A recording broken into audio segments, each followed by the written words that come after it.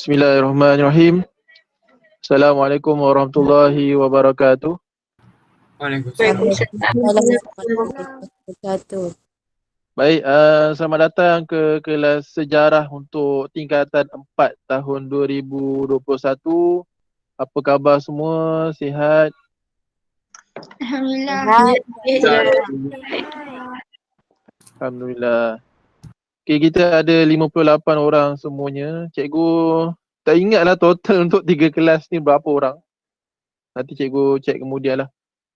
Kepada siapa yang belum isikan kehadiran di link yang diberikan, tolong buat segera ataupun lepas kelas nanti pun boleh, tak ada masalah. Asalkan jangan lupa lah untuk isi kehadiran. Okay. Tahun ini sudah semestinya berlainan dengan tahun-tahunnya. So itu diharapkan tidak menjadi masalah lah untuk kita teruskan pelajaran, pengajaran dan pembelajaran. Okay, walaupun tak dapat berjumpa di depan-depan bersemuka dan sebagainya, diharapkan semangat antum masih ada untuk teruskan pelajaran. Okey. Okey tak ni semua ni? Okey, Dah sarapan belum? Dia baru bangun. Okey, you. Ada air liur lagi tu kat tepi tu.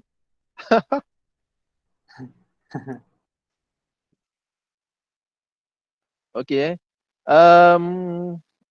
Untuk kelas sejarah cikgu suka panggil-panggil orang, jadi tolong respon lah.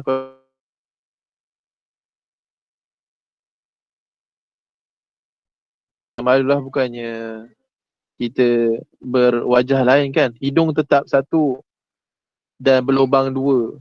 Tak adanya yang orang seorang hidungnya dua, lubangnya 18. Okey. Baik, cikgu nak paparkan satu. Hari ni kita tengok untuk keseluruhan tajuk dululah. Mungkin cikgu akan mulakan bab yang pertama pada minggu depan ataupun hari ni kita tengok secara keseluruhan je lah. Okay.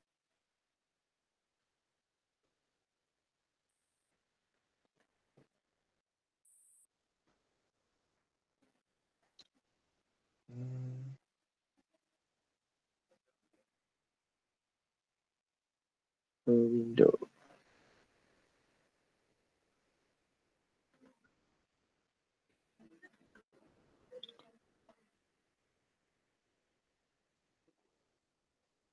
Okay, nampak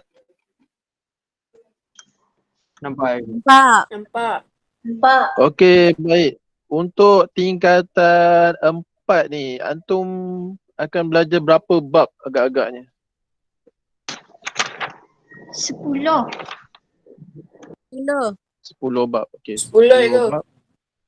Baik, 10 bab. So cikgu harap 10 bab ni kita boleh habiskanlah dalam masa setahun ni. Sebabnya cikgu risau juga. Seminggu kita hanya ada 1 jam saja dalam untuk kelas sejarah.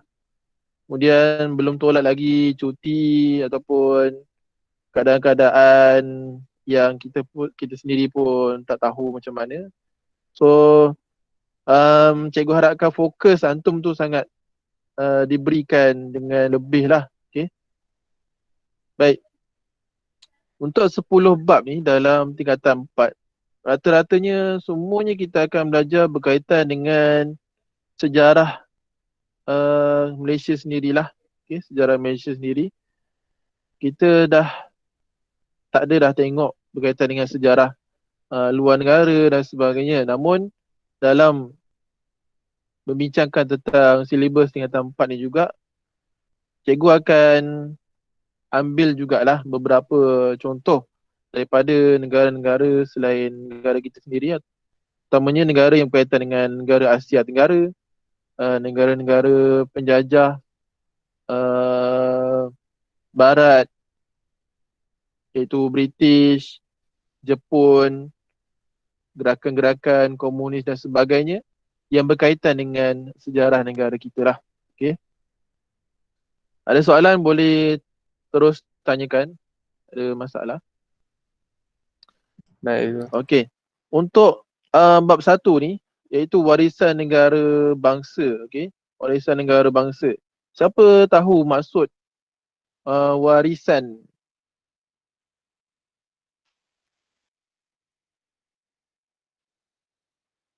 Ada yang nak jawab maksud warisan? Benda yang kita kena kekalkan. Okey, benda yang kita kena kekalkan, maksudnya ia diwarisi lah dari turun-temurun kan. Bagi contoh satu, apa yang kita warisi dari turun-temurun? Adat. Okey, adat. Terima kasih, Tahniah. Okey, cikgu nak tanyalah. Adakah kemerdekaan itu diwarisi? Kemerdekaan yang kita ada pada hari ini, adakah itu juga satu warisan?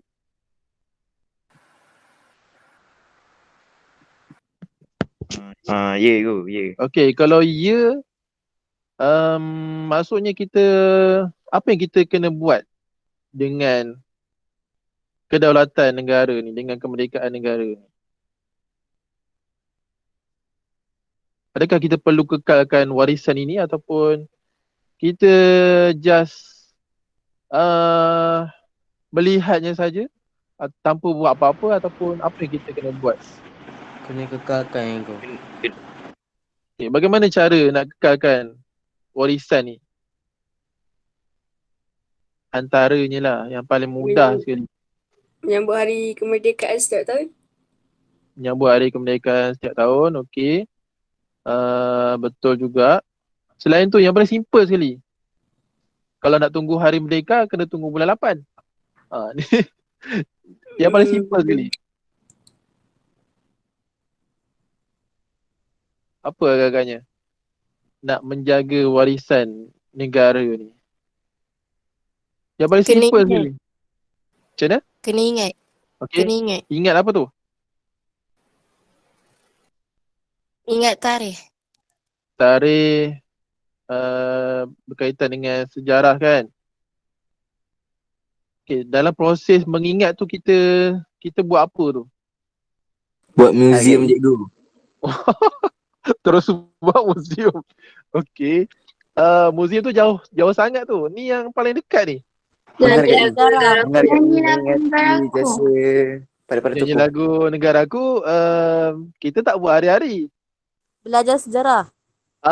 Itu dia yang paling simple sekali, ialah belajar sejarah. Okey, belajar sejarah.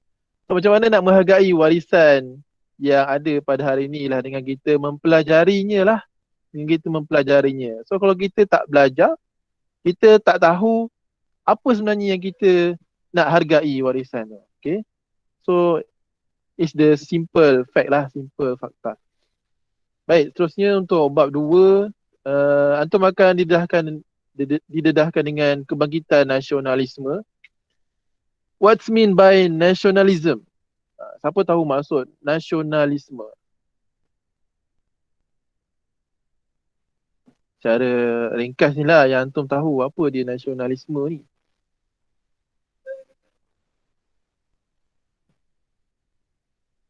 Ada tak yang tahu? Penyatuan. Penyatuan? Ulang balik, siapa Umay? Penyatuan kot. Penyatuan. Penyatuan mungkin ada term yang lain.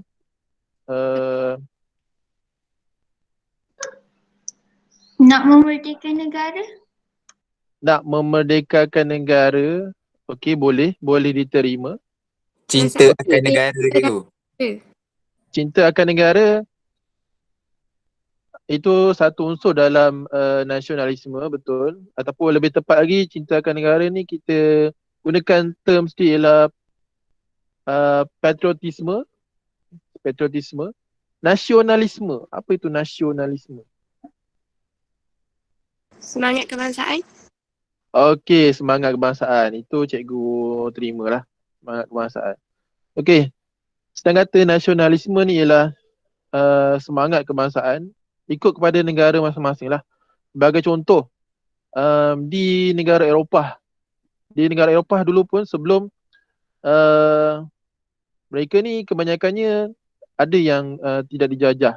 So apa semangat nasionalisme untuk negara Eropah? Bagi contoh, kalau kita, semangat nasionalisme kita ialah nak membebaskan negara daripada belenggu penjajahan. Belenggu penjajahan. Kalau di Eropah, apakah semangat nasionalisme mereka? So itu kita akan pelajarilah di bab 2. Okay. Baik, seterusnya dalam bab 3, konflik dunia dan pendudukan Jepun di negara kita. So dalam ni cerita yang sangat menarik lah, iaitu berkaitan dengan penjajahan Jepun. Siapa tahu Jepun ni kejam ke baik sebenarnya? Kejam. Baik. Jam. Kenapa ada yang kata kejam, kenapa ada yang kata baik? Kalau kejam, apa yang kejamnya? Buat salah Sebab sikit kena sebab dia pancung. jajah negara kita. Sebab jajah negara kita satu, lepas tu buat salah sikit apa, kena pancung?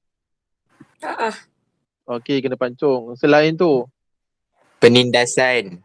penindasan terhadap rakyat. Okey, bagus. Apa lagi yang Jepun buat ni masa sebelum kita merdeka ni?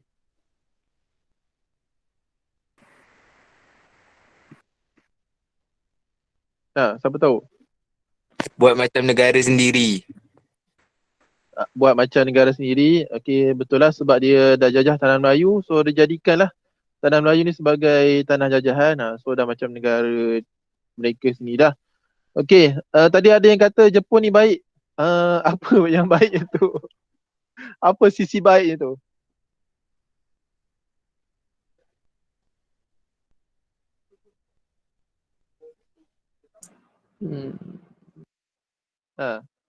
Tadi ada yang kata Jepun ni baik, cikgu. Hai, apa yang baiknya Jepun ni? Cuba kaitkan dengan budaya Jepun.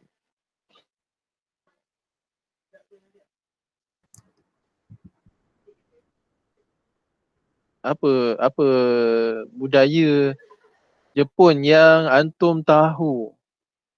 Berdisiplin kau.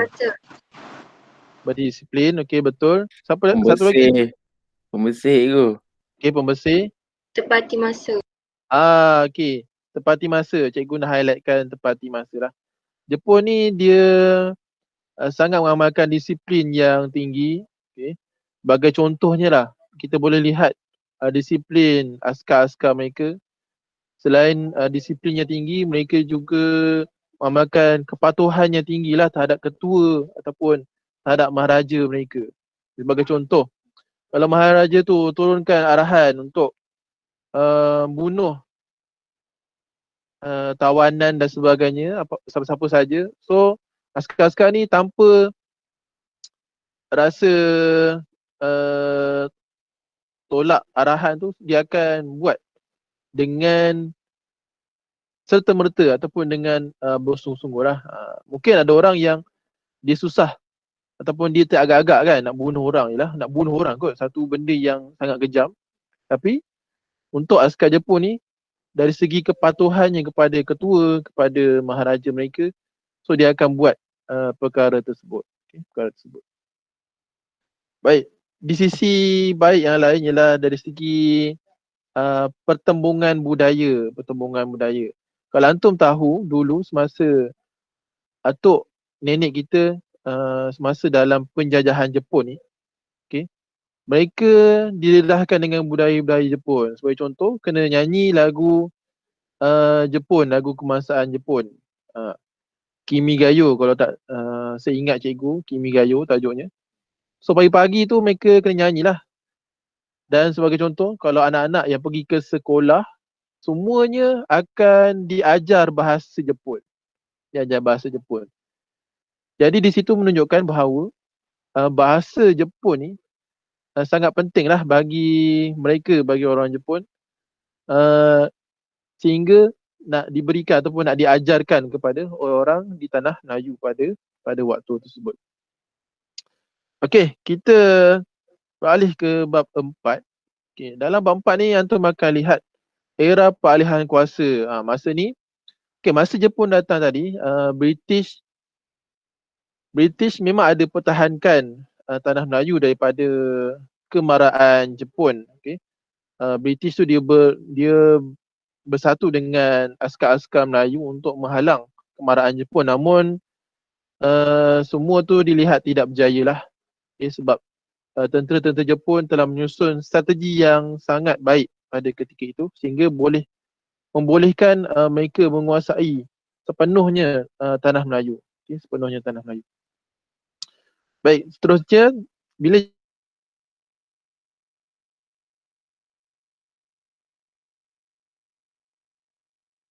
bom atom di dua bandar yang penting untuk Jepun. Siapa tahu bandar apa? Hiroshima. Satu lagi? Naga. Nagasaki. Nagasaki. Hiroshima dan Nagasaki.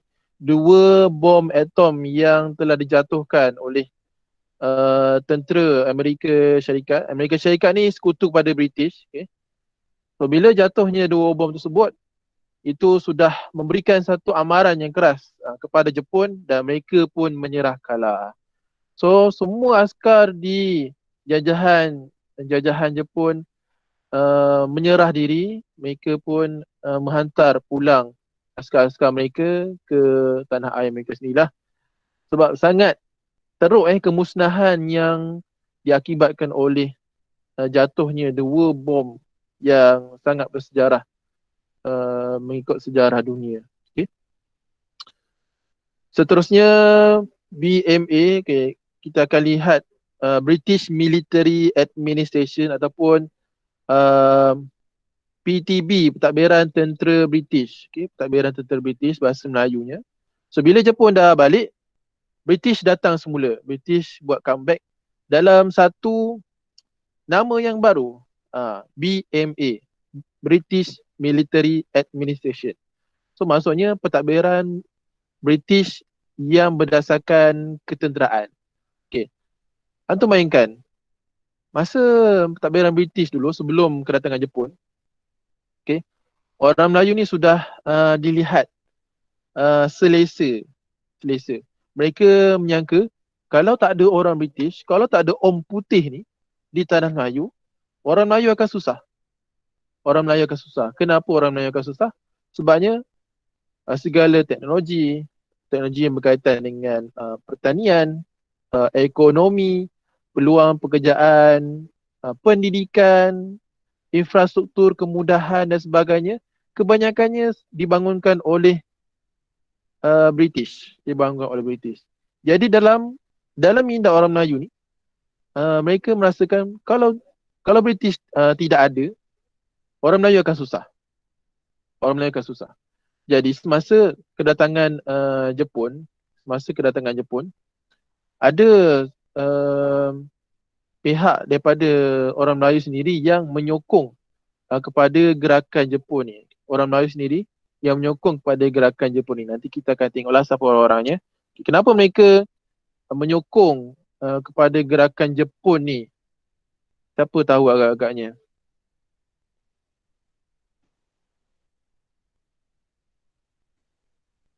Sebab dia tolong daripada komunis.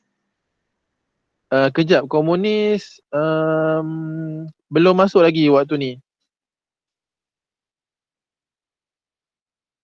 Jepun dengan British dulu.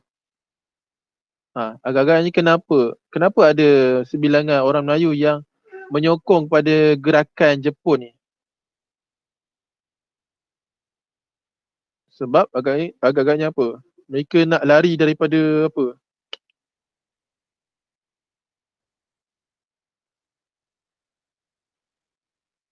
Lari daripada pentadbiran siapa sebelum Jepun tu?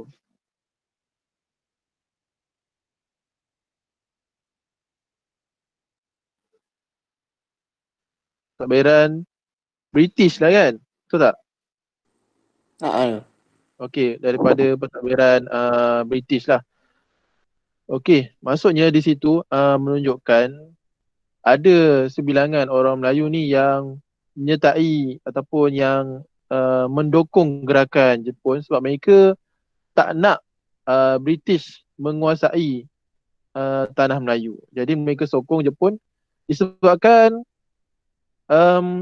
faktor-faktor yang tertentu antaranya ialah slogan ataupun satu pengaruh yang diberikan oleh Jepun. Siapa tahu slogan Jepun sebelum mereka menguasai sepenuhnya tanah Melayu. Tak tahu. Start dengan perkataan Asia. Apa dia? Siapa tahu? Asia untuk Asia.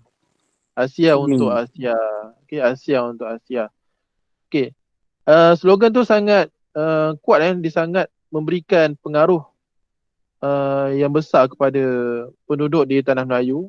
Di Jepun ni dia seolah-olah nak buka minda orang Melayu bahawa kita jangan berada di bawah kuasa British ataupun kuasa Barat.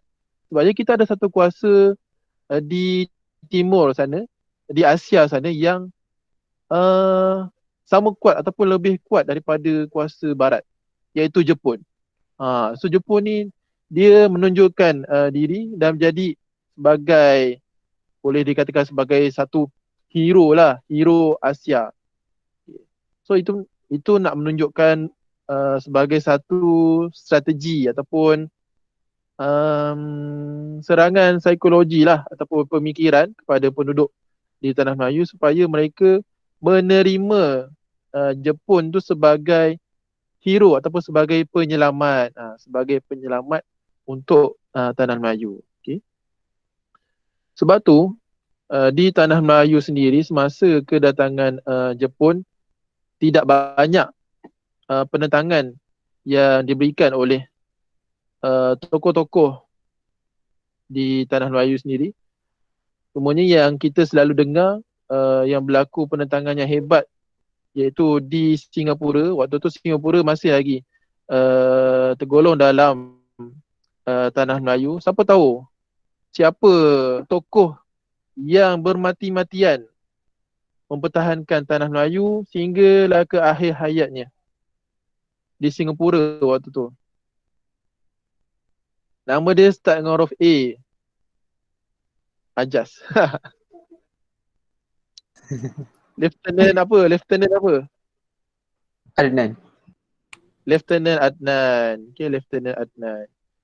Tapi pasukannya tidak berjaya menjaga ataupun senang kata kalah lah dengan kemarahan Jepun. Okay. Itu pun kita akan lihat nanti. Baik. Seterusnya, bab 5, kita akan pelajari berkaitan dengan Persekutuan Tanah Melayu 1948. So daripada sini, antum boleh lihatlah sedikit demi sedikit perjalanan Tanah Melayu tu. Kejap Dah. Malam. Untuk perjalanan menjadi sebuah negara yang berdaulat ataupun sebuah negara yang merdeka. Okay. So daripada sini British tu sendiri sudah memberikan kepercayaan sedikit demi sedikit kepada orang Melayu untuk mentadbir negara mereka sendiri. Okay. Melalui Persekutuan Tanah Melayu 1948. Kemudian dalam masa kita sedang nak merangka ataupun nak membangunkan negara kita sendiri ni, berlakulah ancaman-ancaman yang hebat, seperti juga ancaman ataupun ancaman penjajahan Jepun tu, iaitu ancaman komunis dan juga perisytiharan darurat. Perisytiharan darurat. Kalau antum nak tahu, darurat yang berlaku pada waktu tersebut, tempoh masa dia sangat lama. Okay, iaitu selama 12 tahun. Dan darurat tu disebabkan oleh ancaman yang diberikan oleh komunis lah. Dan dalam masa tempoh darurat tu juga kita cuba untuk menyelesaikan masalah ataupun konflik dalaman kita, iaitu ancaman komunis itu sendiri. Okay. Baik, seterusnya bab 7, usaha ke arah kemerdekaan. Okay. Sedikit demi sedikit negara kita mula mengorak langkah untuk menjadikan negara sebagai sebuah negara yang merdeka. Banyak cabarannya bukan senang untuk Tunku Abdul Rahman tu melafazkan ataupun membebaskan negara. Bukannya dia sebut merdeka sebanyak 7 kali tu hanya dengan air liur sahaja, tapi tidak. Sebelum tu lagi telah banyak usaha-usaha ataupun pengorbanan yang dilakukan oleh tokoh-tokoh kemerdekaan. Hatta daripada awal lagi, berapa ramai tokoh-tokoh kita yang telah terkorban untuk membebaskan negara daripada belenggu penjajahan. Okay. Dan ada banyak jugalah tokoh-tokoh yang tidak didendangkan, tokoh-tokoh yang tidak dijadikan sebagai hero ataupun senang kita kata the unsung hero. The unsung hero ataupun hero yang tidak didendangkan. Okay, seterusnya kita akan lihat pilihan raya. Ini satu bab yang sangat menarik untuk kita bincangkan. Pilihan raya ni dilakukan sebagai untuk permulaannya adalah untuk melihat sejauh mana tahap perpaduan di sesebuah tempat tu berlaku ataupun tidak. Okay. Asalnya pilihan raya ni sebab nak tengok perpaduan. Okay, antara syarat yang diberikan oleh British untuk tanah Melayu ni diberikan kemerdekaan ialah syaratnya adanya perpaduan. Okay, siapa tahu 3 kaum majoriti yang ada di tanah Melayu? Apa dia? Ya. Melayu, Cina dan juga India. Okey, bagus. Melayu. So, India. okey, bagus. Jadi daripada situ, British nak tengok lah, boleh ke penduduk di tanah Melayu ni bersatu untuk menjadi negara, untuk menjadikan negara Malaysia ni sebagai negara yang merdeka. Okey, negara yang merdeka. Baik, seterusnya Perlembagaan Persekutuan Tanah Melayu 1957 pada bab 9, kita akan lihatlah usaha-usaha runingan kemerdekaan. Kemudian nak menjadikan sebuah negara yang merdeka ni kita kena ada satu panduan. So apa panduannya? So diwujudkanlah satu Suruhanjaya untuk mencipta ataupun untuk menggubal satu perlembagaan, iaitu dipanggil sebagai Perlembagaan Persekutuan. Okay, Perlembagaan Persekutuan. Dan seterusnya detik-detik pada pemasyhuran kemerdekaan negara. Sebelum tu juga kita akan lihatlah perjalanan rombongan kemerdekaan dan sebagainya sehinggalah ke hari yang dinanti-nantikan oleh seluruh rakyat di tanah Melayu, iaitu tanggal 31 Ogos 1957. Okay, sudah semestinya kalau nenek ataupun atuk kita yang hidup di sepanjang perjalanan negara nak mencapai kemerdekaan tu sudah pasti perasaan terharu, perasaan bersyukur pada ketika itu sangat-sangatlah terasa dalam jiwanya. Begitu juga macam kita lah, walaupun kita tak rasa perjalanan kesusahan tu, kita sepatutnya ambil pengajaran daripada sejarah yang telah berlaku. Tujuannya adalah untuk kita perbaiki pada masa ini dan juga pada masa hadapan. Dan bab yang terakhir untuk tingkatan 4 iaitu pemasyhuran kemerdekaan. Pemasyhuran kemerdekaan. Merdeka ni 31 Ogos 1957 tu dia umpama satu perayaan untuk penduduk di tanah Melayu. Cuba bayangkan bendera-bendera yang dinaikkan dengan megahnya, bangunan dihias dengan warna-warna bendera, kemudian lampu dihidupkan dengan lampu pelbagai warna dan sebagainya. Bangunan Sultan Abdul Samad tu pun dihias dengan cantik dan sebagainya. Itu menunjukkan merdeka pada ketika itu, pada awal kemerdekaan tu seperti satu sambutan hari raya. Okay. Orang di pagi-pagi tu pakai baju Melayu, pakai pakaian yang segak lah, yang cantik-cantik, baju kebaya dan sebagainya untuk melihat pemasyhuran kemerdekaan. Okay, mungkin cikgu boleh tunjukkan sedikit video yang berkaitan dengan kemerdekaan. Okay, sebelum tu, sementara cikgu buka ni, ada tak nak tanya apa-apa? Kemerdekaan. Cikgu, kiranya Ya. tajuk untuk form 4 ni semua Ya. daripada start penjajahan Jepun sampai kita kemerdekaan lah kan? Maksudnya? Ya. Ha. Oh. Ha. Kena kata dalam tingkatan 4 ni kita almost kita belajar tentang sejarah di negara kita lah. Itu yang banyaknya.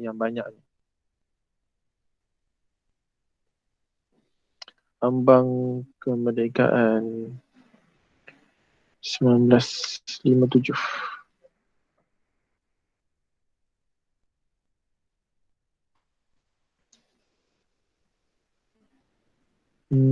Kini ni boleh kot.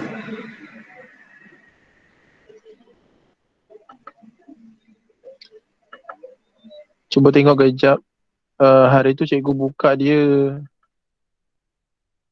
tak clear, tak tahu kalau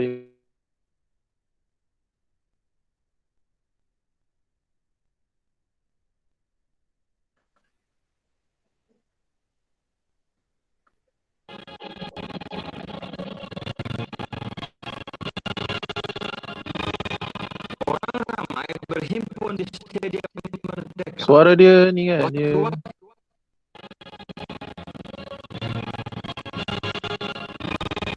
rasanya mid ni dia ada problem lah sebab dia semua sangkut. Wakil-wakil dari segala kaum dan golongan dan isyadat pemasyhuran kemerdekaan berlangsung dengan gilang gemilangnya.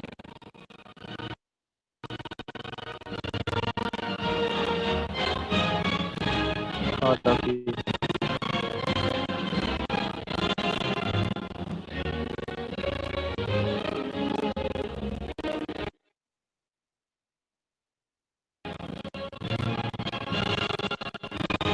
orang ramai berhimpun di Stadium Merdeka. Wakil-wakil dari segala kaum dan golongan dan isyadat pemasyhuran kemerdekaan berlangsung dengan gilang gemilangnya.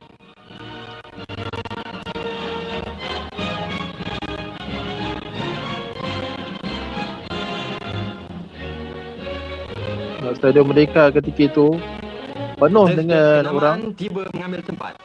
Perdana Menteri Tengku Abdul Rahman dan anggota-anggota jemaah menterinya memakai pakaian yang baru dibentuk.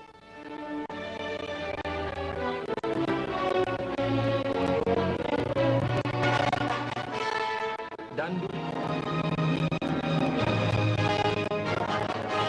Pasal tak ramai yang pegang payung tu. sekarang yang telah dipilih oleh Pasal? Raja Melayu, Ah, Yang sebab Maha Mulia Seri masa Paduka Baginda pagi, dan Tuan Agong 1 Ogos tu Abdul Rahman. hujan renyai-renyai lah. Dan waktu ni pun masih renyai-renyai lagi. Dan akhir sekali, Wakil Baginda Queen Yang Teramat Mulia Duke of Gloucester yang akan menyerahkan surat perlembagaan kepada Perdana Menteri. Duke diiringi oleh Pesuruhjaya Tinggi Persekutuan yang akhir, Sir Donald Macgillivray.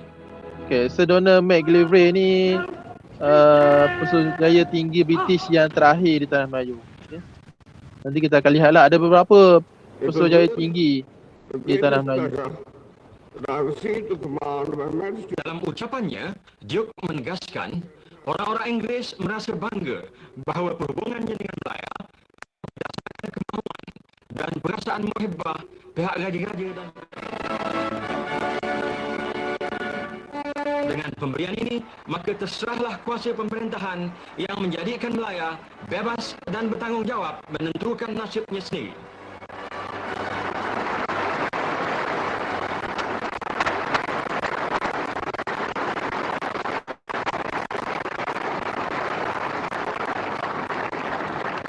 Mungkin adalah atuk-atuk nenek kita yang berada di sini.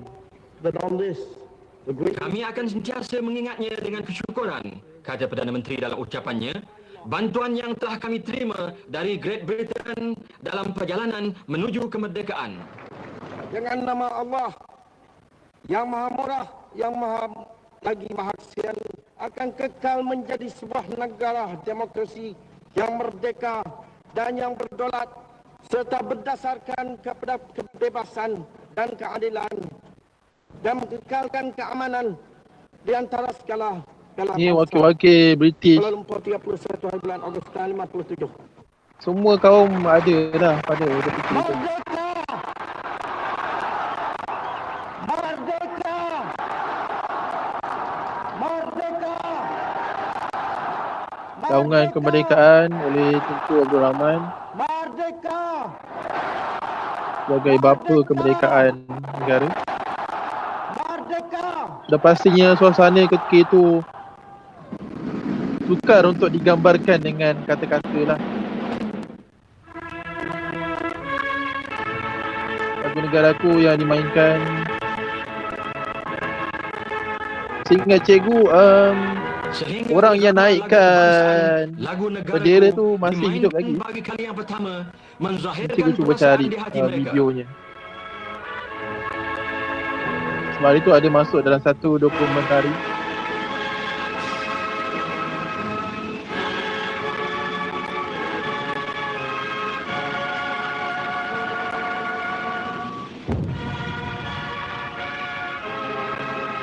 Lagu negaraku sendiri tu pun ada sejarahnya. So, dalam tingkatan 4 ni antum akan tahulah apa sejarah.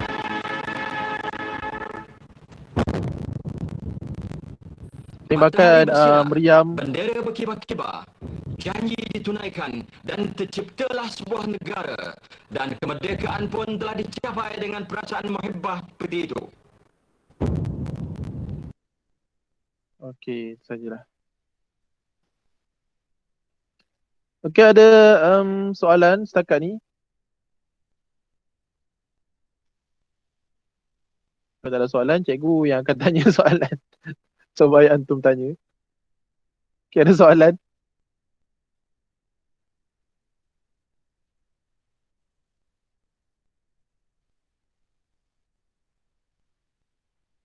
Ada soalan tak? Cikgu nak tanya siapa Ni Amir Syahmi. Oh, ada Amir Syahmi lah kat sini. Amir Syahmi. Okay, Amir. Agak-agaknya susah tak sejarah tingkatan 4 ni? Mungkin agak senang sikit sebab kita belajar kepada pasal penjajahan dekat negara kita sampailah negara kita berita tentu mungkin sakit senang lah. Okay, betul. Sebabnya kebanyakan apa yang kita nak belajar dalam tingkatan 4 ni benda yang kita dah tahu. Cumanya kita nak lebih mengetahui lah berkaitan dengan silibus tingkatan 4 ni. Okay, terima kasih Amir Syahmi. Tasnim, ada Tasnim? Ada. Okay, Tasnim. Apa kebaikan? Apa yang Tasnim rasa belajar tingkatan 4 ni, sejarah tingkatan 4 ni? Agak-agaknya apa yang dapat apa? Dapat kenal negara, sejarah negara. Sejarah negara dengan apa? Dengan lebih mendalam. Dengan lebih mendalam lah. Okay. Mungkin ada benda yang kita dah tahu ataupun benda yang kita sebagai warga negara Malaysia kita belum tahu. So untuk belajar sejarah tingkatan 4 ni diharapnya boleh memberikan pengetahuan lah kepada antum. So kalau orang tanya, Dik tahu tak duit yang adik gunakan hari-hari tu gambar siapa yang ada di duit tersebut? Siapa tahu? Pada duit kertas ringgit yang antum gunakan sehari-hari tu, gambar siapa yang ada di situ? Tuanku. Tunku ataupun tuanku. Abdul Rahman ni ada dua orang. Dia dua orang yang berbeza. Tuanku. Okey, tuanku Abdul Rahman. Bapa kemerdekaan ialah Tunku Abdul Rahman. Agung yang pertama ialah Tuanku Abdul Rahman. Jangan kelirulah. Mereka adalah dua orang yang berbeza. Dua orang yang berbeza. Okey. Baik. Seorang lagi cikgu nak tanya. Apa yang ada ni? Ni Muhammad apa ni?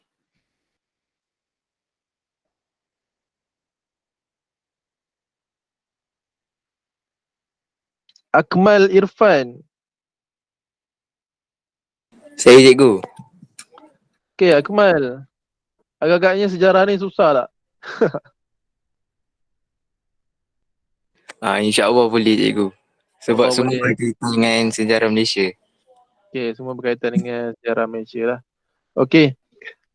Untuk minggu hadapan, hari Isnin, hari yang sama, waktu yang sama. Okey. Cikgu nakkan untuk antum baca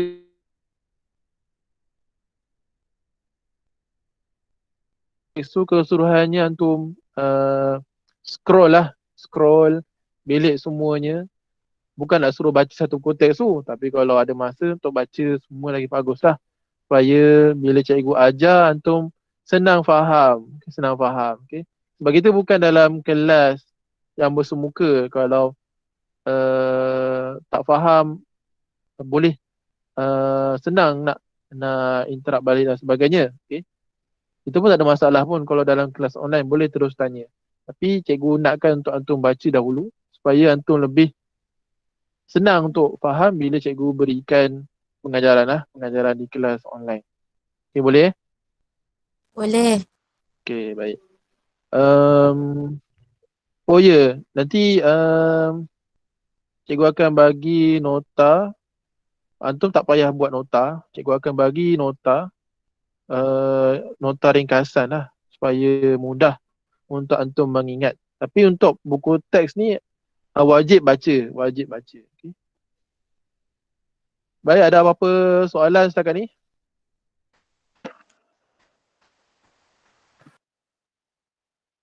Okay, kalau tak ada, jangan lupa isikan kehadiran di link yang dah diberikan.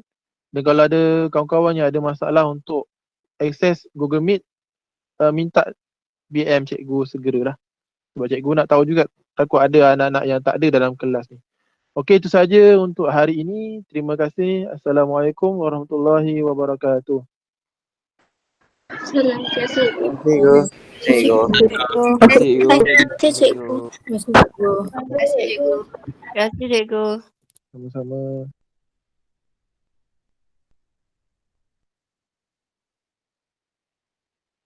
Terima kasih cikgu. Sama-sama. Terima kasih.